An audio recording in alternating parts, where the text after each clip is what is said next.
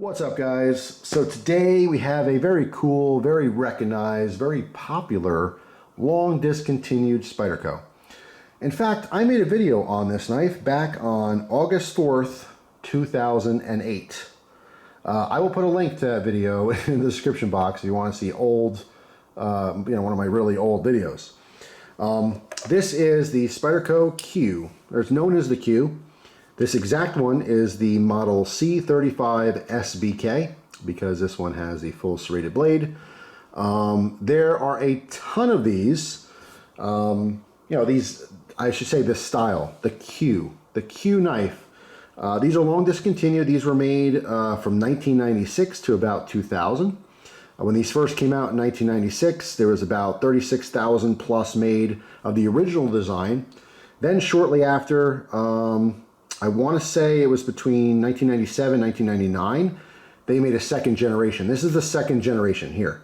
And a quick visual to determine whether you have a first gen or second gen is this pin that's on the back. All right, so this is our locking mechanism, which I'll get to in a second. The first generation did not have this pin, okay?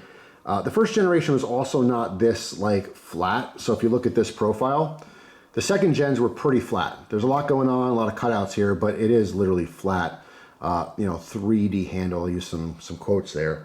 But the first gen, not only was it missing this pin, but it was also chunkier. It flared out on the bottom here, and you can see all these like cutouts and ridges. They were actually 3D.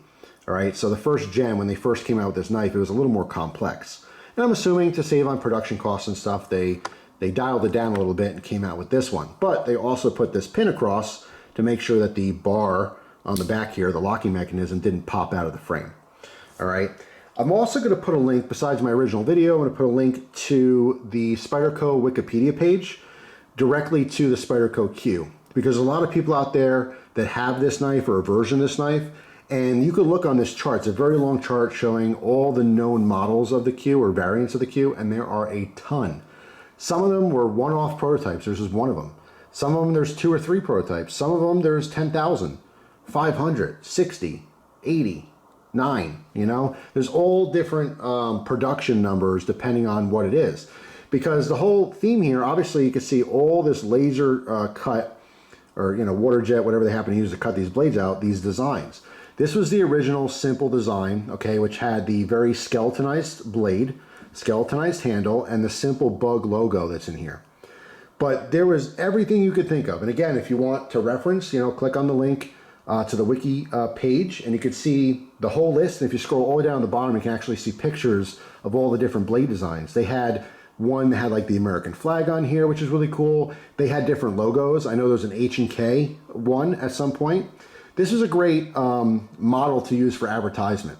All right, so there are certain companies that paid Spyderco to make a version of the Q, but with like their company logo on it, And then there was limited editions and sprint runs, and there was sets and all kinds of stuff. Some of them had different color handles, some had different blade shapes.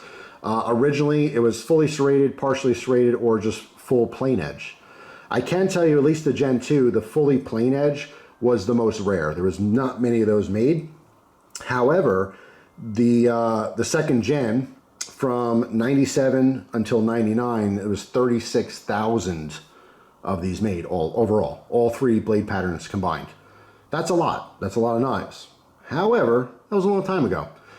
So these are a little bit more rare today. I wouldn't say they're super rare. You could pop on eBay any day of the week and find these for sale and expect to pay as little as 50 bucks all the way up to 150, 200 bucks or more, depending on their condition and how rare the model the person's selling.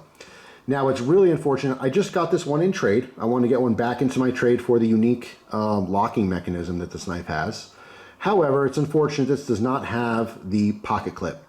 The pocket clip, which they do have all 4 positions, you can swap it to, was a wire clip, but the wire clip itself, you pinch together. Let me show you the back here. So if you can see this design, if you're not familiar with this knife, and of course you can look at the wiki page to see what the pocket clip looks like, but it was a wire clip, but you pinched it together and you put it close to these slots, and when you let go, both ends are one sticking that way, one sticking that way, it would go into these little holes or grooves. So you could literally swap the position of the pocket clip on the fly with no tools, which was super, super cool. Really, really awesome design. I wish they would do this again, even on something like the Delicas or something. I love the wire clip in general, but the fact that you could just swap it real quick, you know, if you want to switch from right to left or tip up, tip down, whatever. Now, as far as the locking mechanism, super simple idea. Again, I love the simplicity of this knife. It's just cool. So again, we have a wire, I don't even know what you'd call this, a wire block back, maybe. So as you rotate the knife, you can see the notch that's cut out. And when it's in the open position, the wire bar drops into the latch, or into the hole rather, and just keeps it from moving. That's it. Very simple. How do you unlock it? Well, you can see how this is sticking past the frame on both sides. So either with the right hand or the left hand, you just lift it up. Could not be easier. So it's fully ambidextrous. It's very easy to use. All right, just cool. Just super cool. So on the handle, you can see USA on one side, and these were in fact produced in the United States of America, 100% of them. All right, on the back, you can see Spyderco. Again, this one just has the bug logo on the blade here. This one's still sharp, although a lot of these did get pretty used, so sometimes when you're finding these, it can be pretty beat up. And that's pretty much it. You can see our pivot screw is a Phillips head, Phillips head screw. And again, the wire locking mechanism here, you can see it comes around and then sits inside the frame here and on the other side. So if you wanted to actually drive this pin out, which you could just drive it out with a little, what's the word I'm looking for? A little punch, the appropriate size punch. You could actually drive out this bar as well to remove it. For some reason, it need to be replaced, but I don't know where you're going to find a new one unless you find another one of these knives. But yeah, just super, super cool. So American made. Some specs on this is 2.5 inches of 440C stainless steel. That's right. That's what every cool knife had back in the 90s. And there's nothing wrong with it, by the way. So if you ever see something 440C, as long as it's from a reputable company, A-okay with me. Closed here, it was 3.38 inches, and open came to 5.75 inches. All right, and guess what this thing weighed? Any guesses? 1.2 ounces. 1.2 ounces, because everything is skeletonized here. They should have called this the skeleton. I don't know why it's called the Q, to be honest. You can maybe answer that question. But yeah, super, super cool. I love it. Originally, the MSRP in 1996 was $29.95. That's full MSRP. They weren't selling for $29.95. They were probably selling for $19.99 or something like that. But later on, they actually jacked the price up. I want to say close to 2000, maybe 1998, 1999, something like that. MSRP on this was $49.95. All right, so, but still very popular model. I remember way back in the day when these were readily available, I had a little collection of them. I probably had 4 or 5 of them. Again, just different blade styles. I remember having a combo edge one and thinking I wanted a plain edge, and I got the plain edge, and then I think I was offered one, again, with the American flag. I know I own that one at some point, which is super cool. And then there's people who specifically just collect these. In fact, if you go onto Spyderco's forum, not a lot of people even know this, but if you go to Spyderco's main website, they have their own forum. And in their forum, you have people from Spyderco answering questions and stuff, including Sal and Eric. They go on there occasionally too, you know. You have a question for Spyderco, how great is it to be able to talk to the owner, you know, or the owner's son, the people making the knives, you know, the people that design the knives. But there's a guy in there, there's, you know, I'm sure there's a bunch of threads specifically on the Q, but I know one of the threads has a picture of someone's collection. They must have like 60 of them or something.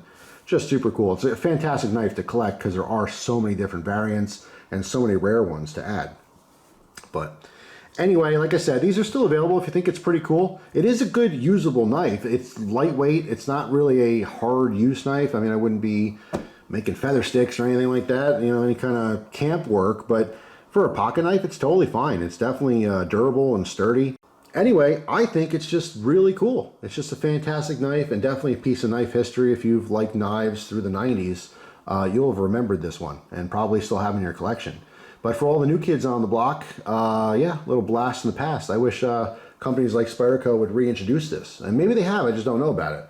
But I'd love to see it. 2023, bringing back the Q. Make it exactly how you used to make it. Pop in, you know, a premium steel or something. These things would sell like crazy. I know, because I'd be buying one. Maybe upgrade the lock, maybe not. I don't know. It's cool to just keep it how it is, but even if you just did the same design with a compression lock, oh man, I could see the 2023 Q titanium scales, compression lock, S90V blade, sprint run. You could sell them for whatever you want. 500 bucks. You know, people will buy them. I hope it's not $500, and if it's actually even a reality in the future. But yeah, I mean, those things would sell. It's just cool. It's just cool. But yeah, I mean, 1.2 ounces. It weighs nothing. But yeah, that's pretty much it. Just wanted to share this. Again, it's a classic. Lots of people know about this. But I figured since 2008, it should be time to do an update. Realistically, I was offered this in a trade, and I took it, again, for the unique locking mechanism that's on this. I want to put back in my collection, but I thought, what a great opportunity to show all the people who are new to knives, who haven't seen it before.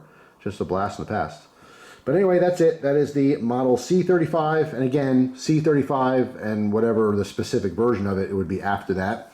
But it's just known as the C35 or just known simply as the Spyderco Q. So if you didn't know, now you do. Thanks for watching. Hope you guys have a fantastic day. And I'll see you tomorrow with a brand new video. Take care.